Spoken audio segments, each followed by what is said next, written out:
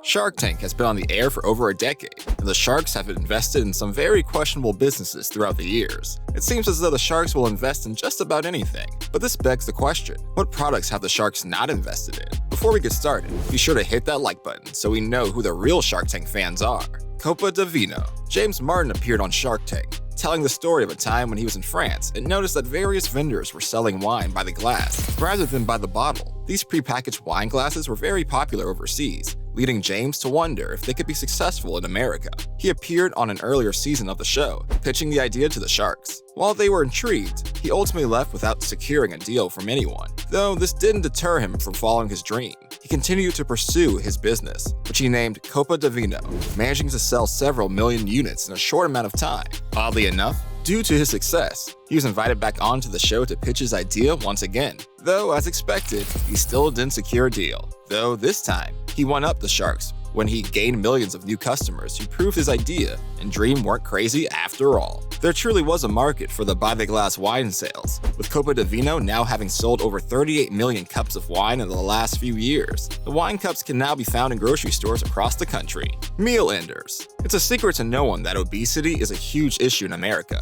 We love our sugary sweets, but we also love our heart-stopping fast food and snack items. Though weight loss products account for a $72.7 billion market in America, it seems that even though most Americans love to punish their bodies with large amounts of calories, we still strive to eat healthier and lose weight. This is where the product known as Meal Ender steps in. This is a meal replacement product that can trick your brain to thinking you're full, even when you haven't eaten. However, the idea behind this product isn't simply to skip meals throughout the day.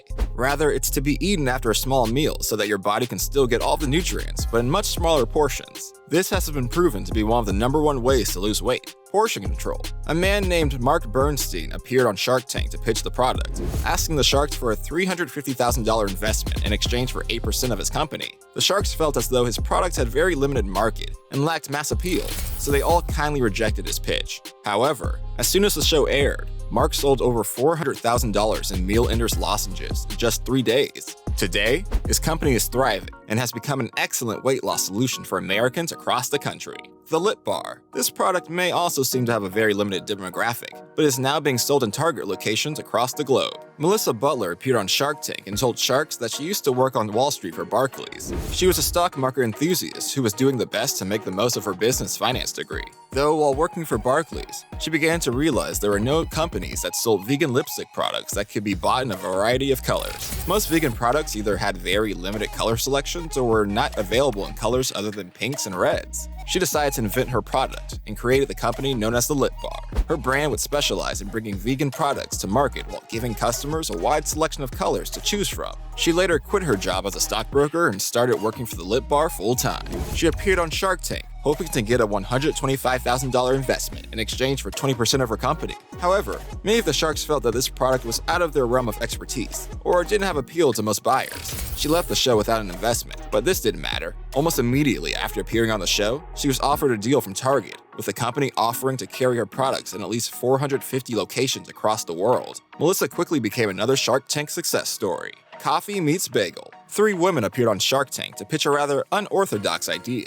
The sisters were each very successful in their field of expertise, having careers in finance or design. However, they soon found themselves longing for something more. They felt as though the dating world had become stale, with too few options for finding love online.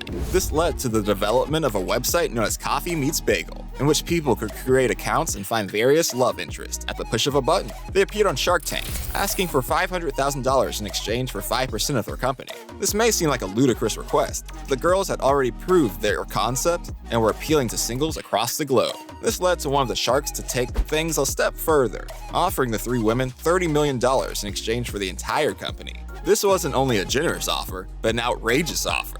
This essentially valued the company at 3 times what the girls were originally asking. While the idea was certainly tempting, they declined the offer and wanted to retain ownership of the company.